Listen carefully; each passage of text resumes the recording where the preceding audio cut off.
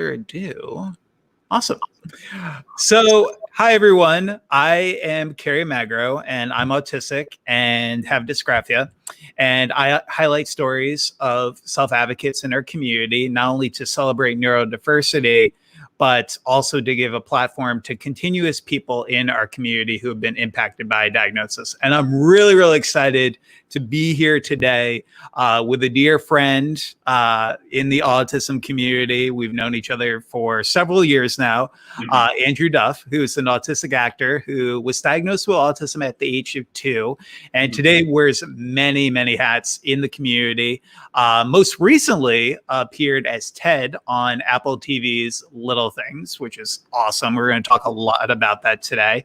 And we first met at Autism Speaks, and then we were actually employed by Autism Speaks. And Andrew is just a great dude, and I'm so happy to have the opportunity to talk to you today, Andrew. Yeah, thanks so much for having me on, Carrie. Yeah, it's funny because it had to be, I think 2013 was when we first officially met, because I started working at Autism Speaks as a videographer editor that fall. So it's been the better part of a decade at this point. Yeah, it has. We're yeah, pretty much. It's crazy to think how far like 2013 was in the past. So Andrew, the first question I ask every single person we interview for this video series is, for people who might be meeting you for the very first time via this interview right now, what would you like them to know about you? Oof. I know it's very broad. That is a loaded question, Gary. No, so first off, my name is Andrew Duff. Pleasure to meet everyone that is tuning in that probably doesn't know me. I was diagnosed with autism at 2. You know, I grew up in New Jersey. So born in 1990, so my diagnosis was in the 1992, 1993 range. And you know, I started off going to the Eden Institute in Princeton, New Jersey, specifically the Wawa House program. Eden. Yeah, Wawa House was great. And then went to a mainstream school that had just opened up a special education class. And then from there, sort of did the IEP, the individualized lesson plan, the 504, and sort of rode that all the way through high school. I am an actor. Recently, as Carrie said, recently appeared as Ted in Little Voice. And we also just wrapped a little short film called Indefinite Hold that I'm particularly excited about. And yeah, I think that's as much as I can give at the moment. So Andrew, so you were diagnosed when you were 2 in 1990. What were some of the main obstacles that you dealt with growing up, and also what were some of your strengths growing up with autism? Sure. So my mom always said the first instinct that something was different was I would not respond to my name, and I wasn't really responding when my parents would call me, say, Andrew, come here. I wouldn't really respond. And so the initial thought was I was actually deaf. But what they realized was no matter where I was in the house, if Sesame Street came on the TV, I would come running. So they thought, okay, so he can hear, but he's not hearing us. He is selectively hearing what he wants to hear, and he's not responding to what we're saying. Eye contact is something that I still struggle with a lot to this day, although in recent times, like certain stims and things like that, I've sort of just been like, it is what it is. Grew up with a speech impediment, bit of a lisp, and took classes for that. My fine motor skills have always been a little funky. Sort of a funny story from the short film Indefinite Hold I did. There's a lot of really complicated, like long shots and one takes that were happening, and a lot of different scenes that require different acting techniques. But the most stressful thing by far was there was a shot where I have to write a date on a calendar, and my handwriting and fine motor skills are so not good that was easily the most stressful part. So it's sort of funny. What seems simple to a lot of people is something that can be extraordinarily stressful for somebody that might have issues such as fine motor issues with fine motor skill or something like that. In terms of strengths, I think, ironically, even though I grew up and I wasn't responding to my parents, I think I was always a good listener. And I think part of that was almost survival in a way, because I had to sort of learn social cues and social things around me. So I really took in what people were saying. And that would sometimes result in a bit of an echolalia, almost like a parrot effect, where I would pick up phrases and respond and try to figure out, what is this? What sort of reaction does this elicit? Or is this the proper thing to say in this context? But because I spent so much effort on that listening, I think that has made me actually a great listener in this day. I absolutely agree, especially echolalia, because that's something that's so prevalent in our autism community, and I'm just glad I actually didn't know that about you. So it's funny because it's one of those things that, my friends and family, I think they just known me for so long, and when I say like, oh yeah, I have echolalia, like I repeat phrases, or if I'm listening, part of my processing is I might repeat the last sentence, the last part of the sentence that you said, almost finishing it. And I've had people be like, oh yeah, you do that sort of thing. And I think that's something that's more common in the autism community than people realize. And there's different reasons for it for each individual person. Mine is definitely for processing and in social situations, if I don't have like an improv good thing to say, I'll lean on that script a little bit. Absolutely. So obviously, something really, really cool that just happened to you was being the character of Ted on Apple TV's Little Voice. Can you tell our viewers a little bit about how that opportunity came about and what it meant to you to be part of that project? Absolutely. So I had just at the beginning of that year that we filmed Little Voice, I had just done a short film where I played a short film called Dig by John O'Seneth, and it had an autistic character, and that was who I played. Name was Russell, and from that I got contacted by Gail Williamson of KMR Talent, and they reached out and said, hey, we heard about you, we'd love to set up a meet. We set up a meeting. They said, let's put you on a couple auditions, see how it goes. And one of the first auditions we went on was Little Voice, and went into the room, did the audition, got a call back, did the callback, and then we sort of found out, I think it happened pretty quickly. I know that the other characters that were sort of in my pod of Little Voice, because it's a lot of little stories following the character of Bess, played by Brittany O'Grady, who's an amazing person, so kind, so talented. And her brother, Louis, who's played by Kevin Valdez, who's honestly a pro. Like I'm a little biased, obviously, but he's part of the show. Right. So our group was a group home, and it was Kevin Valdez, Sam Lazarus, and Mark Blaine. And our scenes were sort of how we coexisted in the group home. And Jesse Nielsen and Sarah Bareilles, the creators and writers, they really took the helm on this project. Yeah. It was very important for them to have representation in a lot of different forms. And representing autism was something that was clearly very important to them from the start. So I think it really showed in how it came about.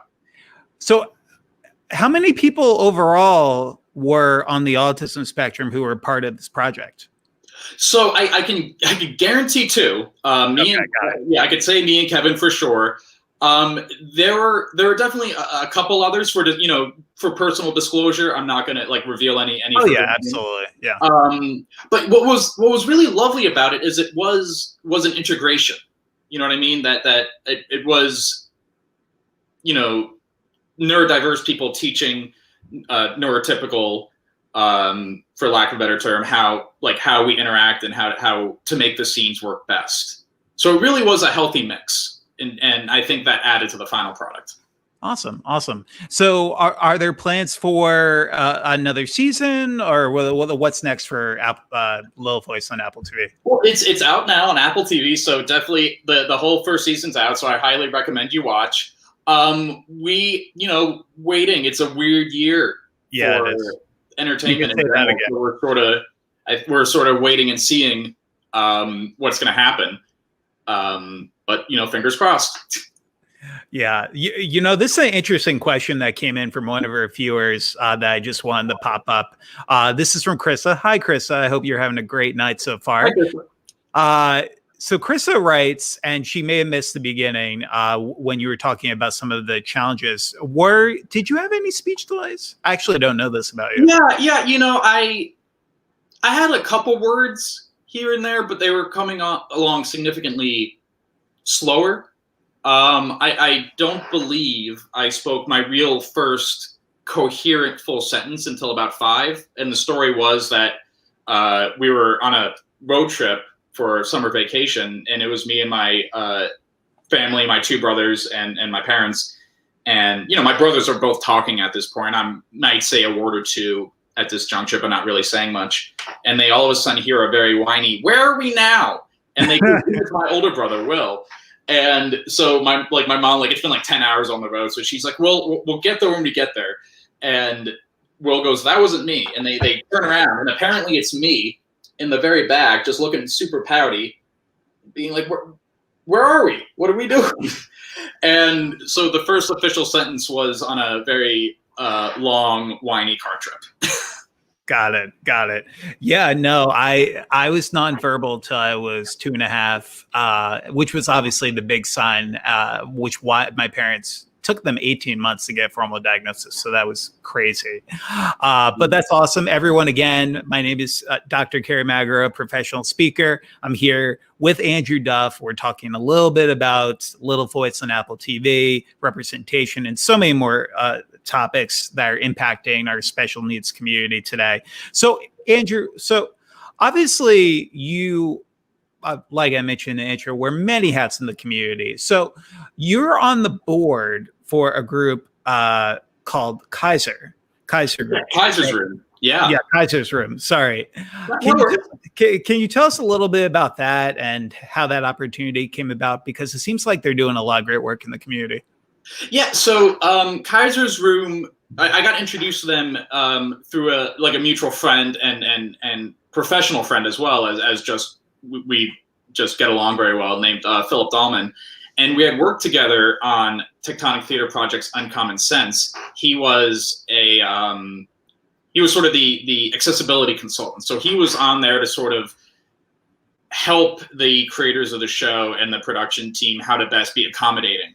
We did have, for Uncommon Sense, we did have sensory-friendly performances, but the goal was to really make it so every night was friendly for the autism community or whatever community wanted in. We actually, our favorite shows were the ones where there was a lot of ruckus and reaction from the audience and moving around, because that's who we were catering to. And Phil was a really instrumental part in making that happen. So after Uncommon Sense, Phil reached out to me, said, "Hey, I'm working with this founder of Kassis Room, Stefan, and we're getting a board together. We're taking that next step with this nonprofit." And we met in a really nice coffee shop by all the Broadway theaters. And I got the spiel, which is basically Kassis Room does inclusive classes, and they're improv classes, there's dance classes, there's a lot of different programming that comes with it. But the goal of Kassis Room is to create a safe environment for all individuals to, really get to explore their imagination and creativity in whatever form that comes out. It's the definition of there's no wrong answer, and just have fun. Whatever your definition of fun is, go have it. And it's going to be art in its own way. And that just fit really into what I've been pursuing lately in terms of autism in the arts and how differently individuals can express themselves. So it was an immediate sign on for me. That's amazing. So we also have obviously we met at Autism Speaks, and then we're hired by Autism Speaks to work with them, and now we're doing our own things. We're not with the organization anymore. Yeah. But I was going to ask you, what are some of your thoughts on how Autism Speaks can improve as an organization, because obviously one of the peeves that some people have in our community is that there's not enough self-advocate representation. What are some things you think Autism Speaks can do to be more inclusive of our community and just improve as an organization overall? Yeah, really. Yeah, that's something I think about a lot. Because my time at Autism Speaks was very valuable. As a editor and videographer, I got to meet a lot of people in the community, whether it's doing interviews or filming events, and people from really all walks of life and all different perspectives on what autism meant to them. So I have a very near and dear place for them giving me that opportunity. That being said, there have been moments in Autism Speaks past that have not been particularly great. Dated would be a word for some of it. And I think the first and foremost, and you sort of mentioned it, is just get more self-advocates, get more individuals that are really directly impacted. Autism Speaks, does tend to lean more towards the parents and the caregivers and the professionals, which they need support too. And I think, and in addition to Autism Speaks, this is almost like a note for the autism community in general. It's that it's very broad. It's an old saying: if you've met one person with autism, you've met one. And I think Autism Speaks has started to make those broader steps in inclusion. Yep. I think when they brought me and you on, that was a big step in having people in the room to actually say, hey, we're not sure if this is the right call, or as an autistic person, not sure if this is the right messaging that we should be putting forward. But they have made significant strides, and I want to give them credit there. But yeah, more self-advocates, listen to the self-advocate community at large. I think and then really doubling down on services and getting the direct help. I think awareness is always going to have a really important place. I think we always should be working to spread awareness and acceptance and making that step forward. But I do think getting tangible assistance is the next, and they do that, but even just ramping it up even more. Yeah. So basically those two things: ramp up that, and then ramp up the self-advocates directly involved. And I think they'll be well on their way. Yeah, absolutely. I agree 100%. And the person you mentioned, if you met one, you met one, it's Stephen Shore, and he's on the board of Autism Speaks. Exactly. So yeah. So they've started that process, and they just have to keep going with it. They're on their way. They're on their way, I believe. And we both had positive experiences at Autism Speaks. And I love what you said about division also, because I can't tell you how many people message me on this page specifically and talk about the division between not only Autism Speaks in the self-advocate community, but self-advocates and parents, therapists who are like strongly for ABA, when there's a large community of people who are against ABA in our community. Not necessarily ABA as it is in 2020, but the old history of ABA and some of the ways that it was taught and kind of conducted in a one-on-one environment. So I think it's just about more unity overall. Yeah, and it was funny because I was working an event, and there were protesters outside that were really there. And one of the big points was talking about ABA. And I actually went through a degree of ABA during when I was younger. And so I didn't have a context for it. I really had a pretty limited viewpoint on ABA, and not just ABA, but what autism was, because I didn't really meet a lot of people at that point. So I went out to the protesters and I talked to them, and we had a chat. And I learned a lot about their experiences with ABA that I personally didn't have, but I was like, that's completely valid. That sounds terrible, and I'm really sorry that that's what you went through. So just going with your talk about unity, we really need to just talk. We have to talk it out, and it's uncomfortable conversations. Me and my mom. I'm a self-advocate. She's an autism parent. we generally agree. We're pretty close, but we have agreed to disagree on like certain issues, and we just know that our perspectives, we're not going to quite meet all the way. But just by having, hour-long conversations about it has helped us, has informed our opinions greatly. We feel more educated about it. We feel more informed, and we feel more connected to the community as a whole. So that's what I would encourage more than anything, is to really listen to perspectives that, are very, very difficult for some people to hear.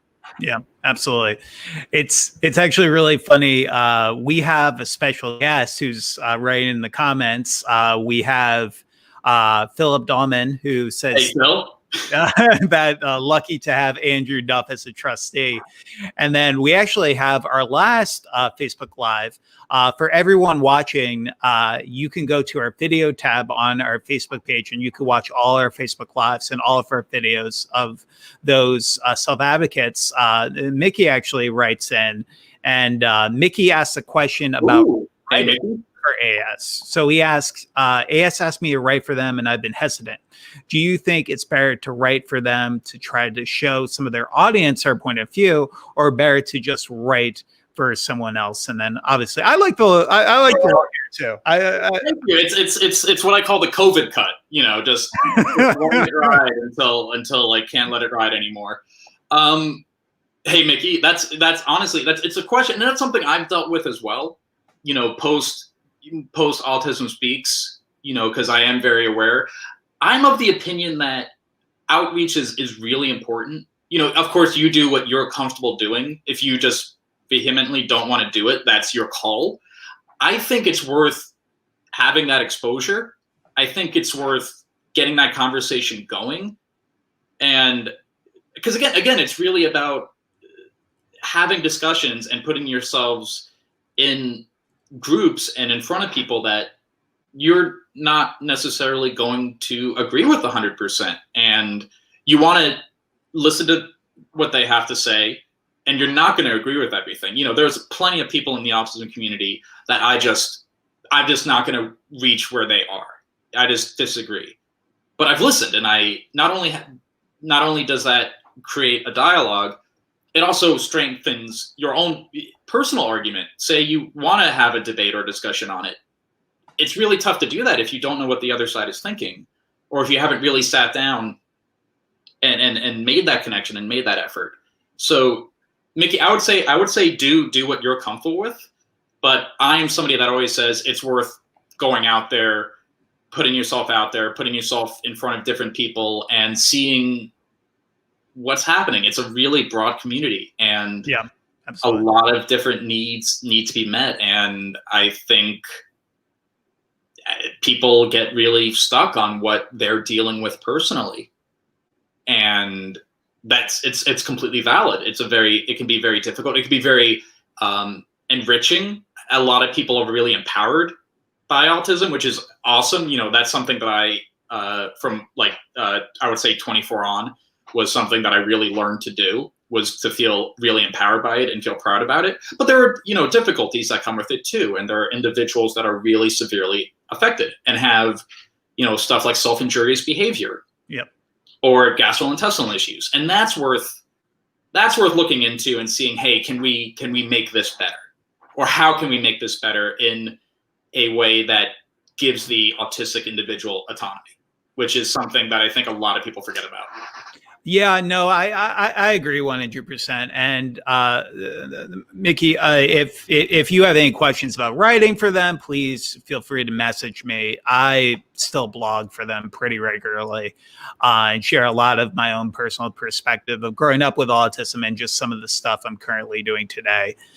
So thanks for that comment. So we have a great, well, I think just because of our speaking abilities as younger children. So Kristen writes in and she says, what advice can you give to a mom with a nonverbal 8-year-old who has had services since he'd been 2? So obviously in our community, early intervention, the first 5 years, what would be some advice you would give to this mom specifically for her 8-year-old child? I think the first thing is, early services and early intervention is always good. It's always good to know what's happening quicker. And for girls especially, girls tend to get diagnosed much later because the criteria is different, and that's something that people forget. So kudos for getting an early diagnosis, because it's not always easy, and it's a bit easier nowadays, but there was a time when it really wasn't, and it's still not the easiest thing in the world. So kudos to you, Kristen. First thing is, I would say, are there ways that they're communicating it doesn't have to be verbal. We live in a world of type pads. We live in a world where look at us now. A lot of our communication is via email and typing and such. So, look at those avenues. And then, if and see why maybe they don't want to talk. It could be as simple as that. There could be something else going on. They could be really selective. For me, I think one thing that's worth doing is getting social exposure. As much as the individual is comfortable with, you don't want to shove them into like a crowded room and be like, good luck. But like testing the waters and seeing how do they interact? How do they communicate with people? Do they communicate with their face? Do they stim or flap to show happiness? Do they do it to show pain or uncomfortableness? It's important to know that there are different ways of communicating. When you find whatever that is, embrace that, run with it. And there are some really uplifting stories out there of people that have really taken these, what I would call like alternative forms of communication, but facial expression, hand gestures, all that stuff, even writing. Embrace it, run with it. Yeah, I couldn't agree more, especially on the social element, social exposure, because audience, let me tell you, there is not enough being done in terms of social skills in K through 12, not only for people with autism, but I think across the board. And I feel like a lot of the times you think of autism in a bubble. And like Andrew was talking about earlier, if you met one, you met one. It's so much more than just a communication disorder. And I feel like a lot of the times when you hear autism, you think, oh, they're never going to be able to make friends, feel empathy, blah, blah, blah. Some of the biggest misconceptions in the world. Huge. Look into social exposure. I could not agree more.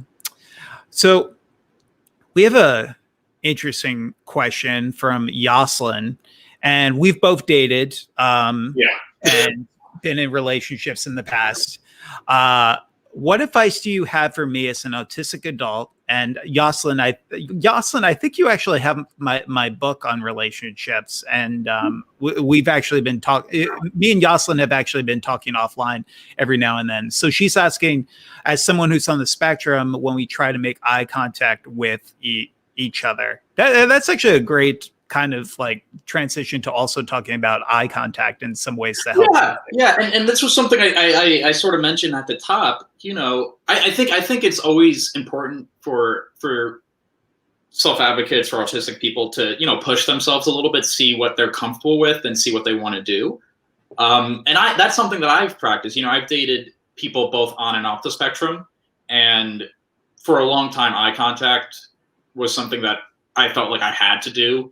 And then I would do it too much, it'd be like crazy eye. And so I sort of learned that it's okay to do it in bursts.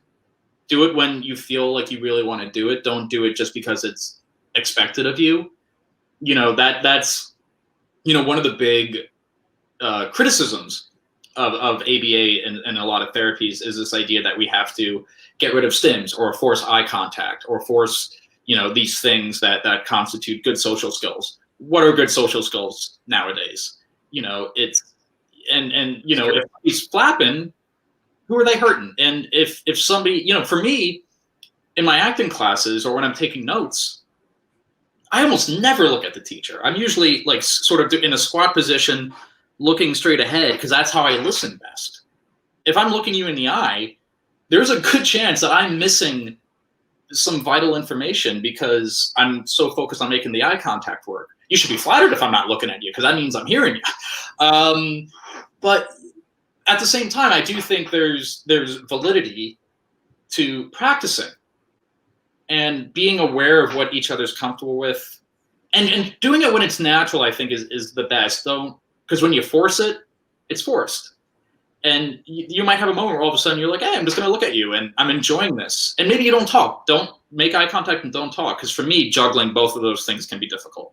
Oh my God. I can't tell you. I was having a conversation with a mom of an 11-year-old child the other day, and literally has masked like for like 4 years. Like literally was like taught by an ABA therapist to, and this nothing against ABA therapists, just in this scenario, literally to look somebody right in the eye, regardless of what feelings you have whatsoever. And I'm just thinking to myself, it's like, Don't do that. like burnout. I mean, burnout people in our community is real, and it happens more often than we think. So the social battery absolutely exists, and take care of your social battery. It's really important to do that. So Andrew, we had a question, just a very quick, just like one sentence here on what age did you start theater? Oh, that is a good question.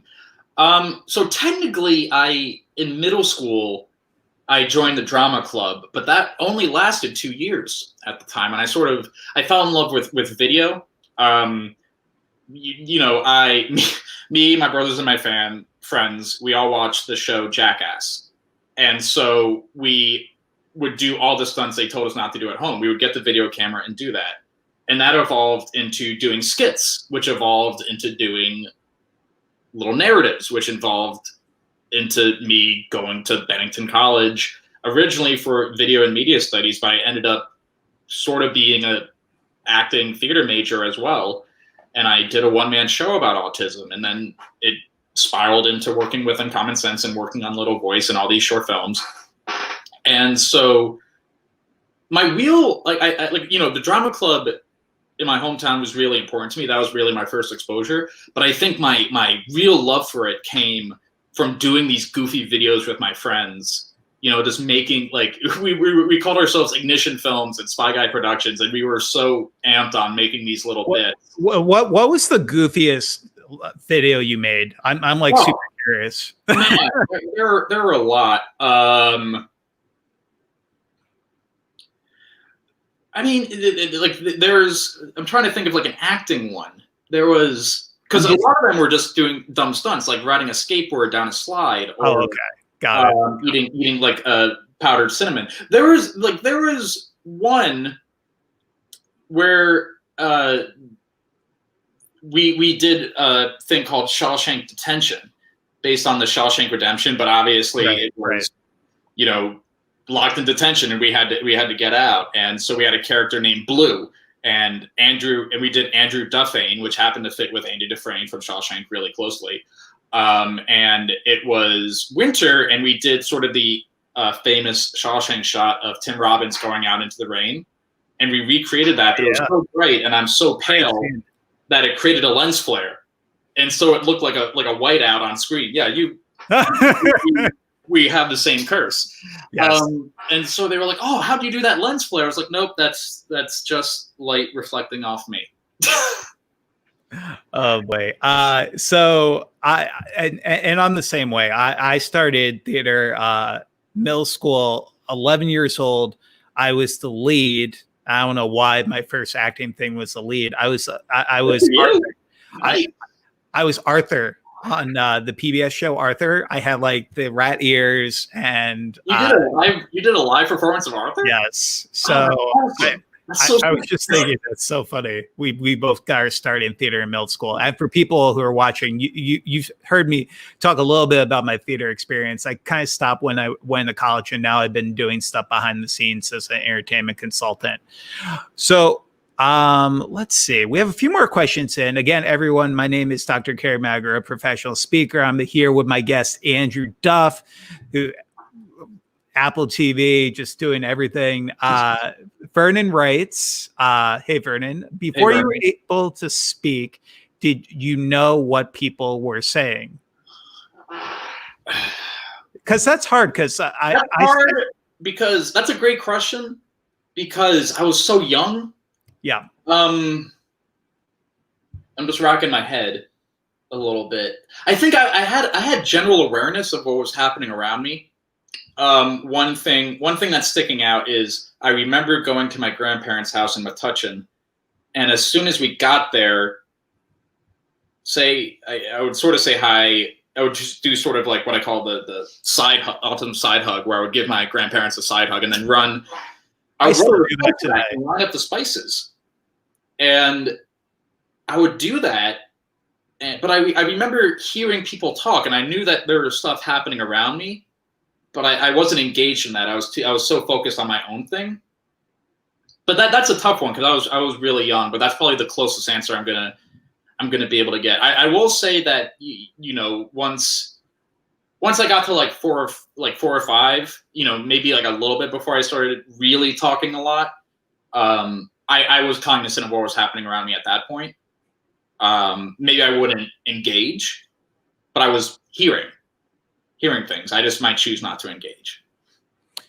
So Andrew, again, everyone who's watching this, you can also follow Andrew. These are his social media handles. If you want to learn more about him, if we don't end up getting to your question today, please feel free to follow Andrew on these social handles. Andrew, so what's next for you, do you think? Well, obviously 2020 has been kind of crazy in terms of delaying projects. What are some of the things that we can expect next from you? Well, I have the short film Indefinite Hold that was just filmed. We literally filmed that a couple weeks ago. Don't have any handles or assets for it yet, but follow me because I will be posting that stuff as soon as I know about it. I'm a lot of stuff with Kassis Room that I continue to do, and I can always pitch when we're doing new stuff. I've been working with this theater group known as Trusty Sidekick, and recently signed on with Blue Laces Theater Company, and these are all very inclusive styles of shows, really built to cater to a smaller audience and to really let them, similar to Kassis Room mission, let them explore and really be involved on their own terms. Once the world starts back up again, I've worked for years with this group called New York City Kids Project, where we discuss things like acceptance and learning about differences in people, and we go to schools and we do a puppet show. So hopefully, fingers crossed, once the world restarts again, able to do that. And then really just, I'm like any actor out there, just auditioning, putting myself out there, hopeful to find the next thing. And in the meantime, just doing as much as I can for the autism community. You know what's funny? One of my self-advocate friends who didn't feel comfortable posting a comment in the Facebook comments, which is perfectly okay. Totally, the privacy, most important. How would somebody go about, because obviously you just got an agent and did that whole process. He asked me, and for everyone watching at home, when I look down for a second, I'm literally looking through all the comments. So don't feel like I'm falling asleep or just like ignoring you completely. But he asked, how do you go about pursuing that career in the extent of finding an agent and also going about auditions? I got to be honest with the agent. I just got so lucky. And I'm not kidding. No, really, a lot of my career, a lot of it comes down to connections. But it started with a seed, and really that seed was the one-man show that I did at Bennington. It was my senior thesis. It was the last thing I was doing at this school. It was all about me sort of coming to terms with autism, what autism meant to me. Because I hadn't, growing up, I knew about it, but I didn't really address it, I think, in the way that I needed to address it. And so I did this show to ask myself, like, what does it mean to get better? Everyone's always saying, oh, for an autistic person, you seem so much better. And I'm like, well, what does that mean? And being very honest with what I deal with on a day-to-day basis and that identity crisis. And I posted it on YouTube, and it still lives on YouTube. It's called Where Are We Now? If you Google Where Are We Now, Andrewduff, it'll pop up. There's loud moments because of applause and stuff like that. It was a college solo performance. But Andy Paris and Anushka Paris-Carter of Tectonic saw it, and that's what got me involved in Uncommon Sense. And getting involved in Uncommon Sense is what got me involved in Autism Speaks. And those two combined got me the short film Dig. That got me the agent. That agent got me Little Voice. And so it really is putting your work out there. Even if it's just like, who knows, like I put it up there just so I could have it, you know, just so it would exist. And if I ever wanted to like look back at it and judge myself, I could do that on my own time. But that show and the fact that I put that up and I put myself out there is what led to this tidal wave of opportunity that I got. So part of it is luck, and I won't lie and you know, say I got lucky, but it's when you get those opportunities is just hopping for it and being okay with being yourself. You know, I've definitely been on auditions and met people where we just, you know, didn't mesh, or maybe the autism made them uncomfortable. Maybe the idea of working with an autistic actor wasn't something they wanted to do. And you know what? To a degree, that's fine. I disagree with it, but that's their prerogative. Right. Yeah. But you're not going to know until you put yourself out there. Find like-minded people. Take classes. I've been taking this really great class for years, and it's really upped my work. Yeah, I mean, just keep putting yourself out there, and it's a tough job because, you know, Donald Glover said it in a stand-up bit where acting is, and he had a really insightful point where acting is the one job that you have to prove you're good at it. Every time you go in, you have to like audition and prove like, hey, I can do this. I'm good at it. And even if you nail it, you might not get it, and that's fine. That's the nature of the business. Just knowing, like, take care of yourself mentally, especially nowadays when pretty much all auditions are going to be over Zoom and taped, and they're going to feel very disconnected. And you're going to have no idea. Do your best work. Throw it out. You never know what's going to stick. Absolutely, 100%. For him, because he's watching right now, what I will also say is definitely look at the Miracle Project. If you're ever looking for just somebody to, you know, vent to, I mean, Elaine Hall, who does the Miracle Project, who is responsible for example, if anyone watches Atypical on Netflix, she was behind not only an autistic person being in the first season, but then also 8 autistic actors being in the second season. So I highly recommend just Googling Miracle Project, learning more about them and sending them a message, because they have been hiring many people in our autism community for a while now. So Andrew, obviously we talked a little bit about staying away from the controversy topic of Sia. Oh yeah. But no, I wasn't going to mention Sia, but what I was going to mention is, well, I just did. I was going to mention. No, I was going to mention. Obviously, there's been a little bit of a debate on who should be representing who in our community. Yeah. Where do you lie in terms of autism representation? Do you think, because obviously we have the good doctor, Freddie Highmore plays Dr. Sean Murphy. He is not autistic, but he's playing an autistic character. And then we have some autistic actors who are playing autistic characters. What is your process and thought about all that? I think it's a tough question because, you know, I tend to devil's advocate myself, because as an autistic actor, a lot of what I go for are autistic roles. But I have to devil's advocate myself and be like, well, if only autistic people can play autistic roles, can autistic people then not play neurotypical roles? And the answer is no, of course we can. But what we need, I think what we need in the current times, in this moment, is we need that exposure, and we need that foot in the door.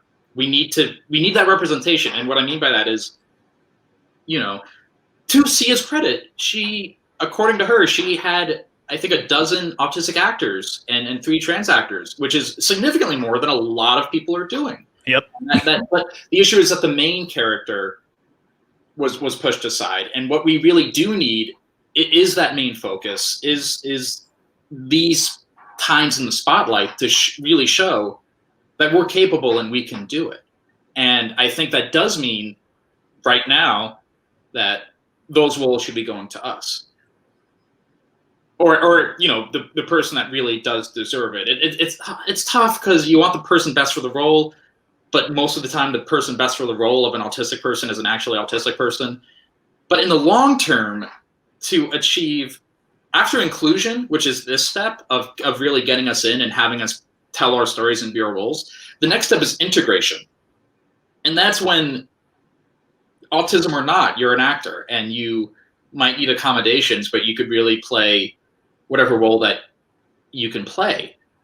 So we need to get there eventually, but I don't think we can skip to that step. I don't think the industry's there. I don't think you know, producers and directors are there. I don't even think actors are necessarily there, because we are really hyper focused on telling our stories right now and getting our time and having our exposure. And you know, there's like Alex Plank, Mickey Rowe, like Kayla Cromwell, Kobe Bird, you know, all these really fantastic actors. Kevin Valdez is in Little Boys. He's one of the main characters, and he's outstanding. I think he's one of the shining examples of what can happen when you put them in the spotlight, because he's really done a great job. And we need to focus on that now. I think we do need those roles now, with the eventual goal being that integration. But we cannot skip this step. We need this step. That reminds me so much. So there was a study that came out from the Rudderman Foundation in 2016 that indicated that less than 1% of disabled characters on television actually play, disabled actors play disabled characters on television. And that kind of blew my mind. So I'm in the mindset where there are going to be great Freddie Highmores of the world who get nominated for a Golden Globe, and Claire Danes, Temple Grandin getting Emmys, but just include us. Include us in everything you do, and it will just lead to a better community for all. And if you're really trying to embrace inclusion, that's the number one way. Yeah, I mean, I agree with you 100%. Even if you're not sure if you found an actor on the spectrum that fits your needs, get a consultant. Talk to the community. Talk to more than one person in the community is really important. You need a broadness. You can't just. A lot of the issues with autism in the media is that it's hyper focused on like what the vision is of that show. Very rarely does a show really show the full breadth. So people are going to watch that, and if they're not familiar with autism, they're going to think, "Oh, that's what autism is." Or if they are really connected to autism, they might think, "Oh, that's nowhere close to what I experience." So they need a multitude of perspectives. We really need to, like you said it best, just include us as much as you humanly can when telling our stories. We live with it, so we should be involved in telling it. I love, there is a woman, Helen Buckley, that says just basically saying what we're talking about, just saying more roles, but also leading roles, which I actually love. That's what we really need. Yeah. So this question is interesting, and it's kind of two prongs, and the comment thread goes on several different comments. But Dawn here writes, Dawn is also autistic. She says, how do I parent without getting angry, upset during sensory overload? I live in a perpetual sensory overload household. My son and I are both autistic. He's high needs, so I can't wear noise blockers at home very often or escape the overload. I'm lost. And she follows up in the comments to talk about that he is high support needs versus her, who is very low support needs. Gotcha. Okay. It's an interesting question. Again, Don, kudos to you. That's a tough situation, and I for one think it's awesome that you're taking these steps and really working with your son. Also being aware of what you need, and avoiding the burnout.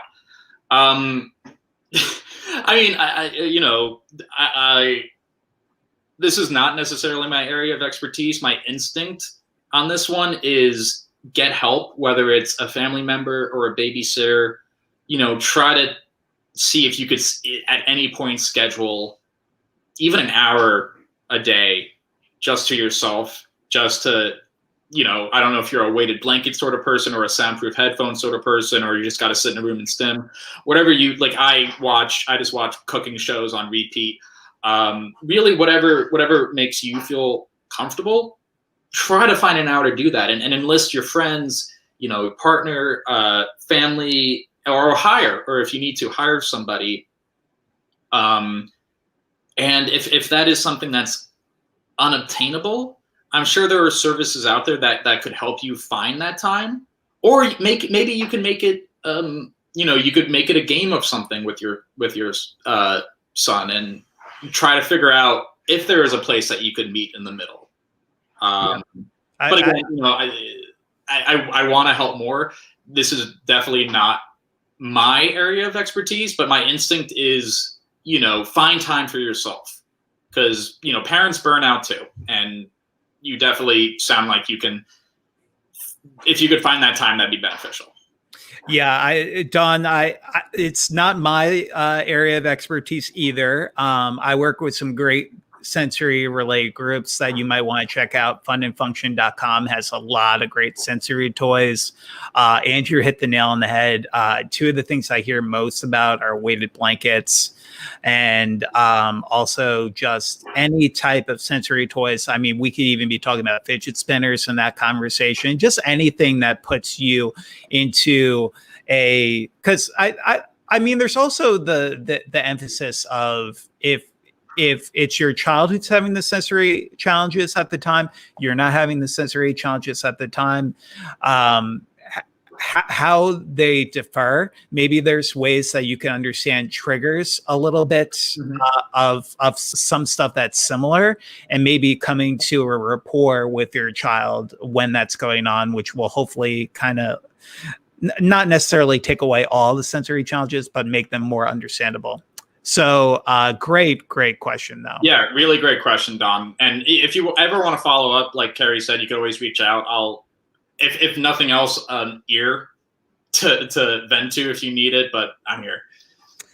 So Andrew, is there anything else you would like for people at home to know about your story? Really just a big part of my, I guess, journey and through all the people I met, whether back in my hometown or at college or through Autism Speaks or through my theater world or just my everyday life, listening and having the tough conversations is really vital. The autism community, I think, is definitely split in a lot of ways that people aren't aware of. And with something so broad that affects people in such different ways, it is completely understandable and completely valid that either maybe you're an autism parent that doesn't understand a self-advocate. I've had people, when I tell them that I'm autistic, they sort of give me like I'm an alien or a liar, because or you don't look autistic. Experience. Yeah, definitely not autistic. You don't look autistic. We've both gotten that ad nauseum. And then I've had, I know self-advocates that, know what they went through, the pain and the struggle that they went through growing up, and they just don't want that for any other kid, but they also don't really see a parent side of it. And then there's everything in between. So really the biggest benefit that I've had up until this point is being open to listening. That doesn't mean you have to agree. That doesn't even mean you have to like it. You don't have to agree with it. You don't have to like it. And you could still, after the conversation, be like, I strongly disagree and I think it's wrong. Or you might come out and say, oh, well, that's a perspective I never thought of. But you're not going to know unless you make that effort and listen. And then you're also putting yourself out there. If you don't want to, if you're only talking within a bubble of people that agree with you, you're just in a bubble. You're not going to go anywhere, and it's just going to echo and reverberate. You have to go out and try to reach out to people that you don't agree with, and I think that's something that the autism community could benefit from greatly right now. I can't agree more, and I kind of think about personal perspectives also, and it's like if you don't have a personal connection to the community, you sometimes don't understand the struggles. But also, I feel like sometimes if you're guarded and you're really not doing outreach to groups in your area, you really don't know about some of the division that currently exists within our autism community. Yeah. And I definitely hope when we talk more about the spectrum of autism and high support needs versus low support needs, that we'll really be able to come together in hopefully what will be a little bit more normal of a year in 2021. Fingers crossed, knock on wood, whatever superstitious stuff you do that I do. Hopefully we'll be able to make the world a better place for all of us to live in, regardless if we have autism or not. So I wanted to again thank Andrew for just being here with us today. Again, Andrew is a rock star. People call me rock star, so that's kind of just embedded in my head anytime I think of Andrew. You're the rock star. You have doctor in front of your name. I don't think we've talked actually since you got the doctorate. So congratulations, by the way, officially. Thank you. Thank you. You're doing awesome things, man. 147 pages of madness. You could check out Andrew on Apple TV's Little Voice. His social media handles are in this video, which you can watch in its entirety right after we're done going live. And I want to thank Andrew. We're hopefully going to have more Facebook Lives with our self-advocates in addition to doing our other self-advocate videos that we do pre-recorded. And I hope everyone has a great night. And if I don't talk to you before then, happy holidays and a wonderful new year.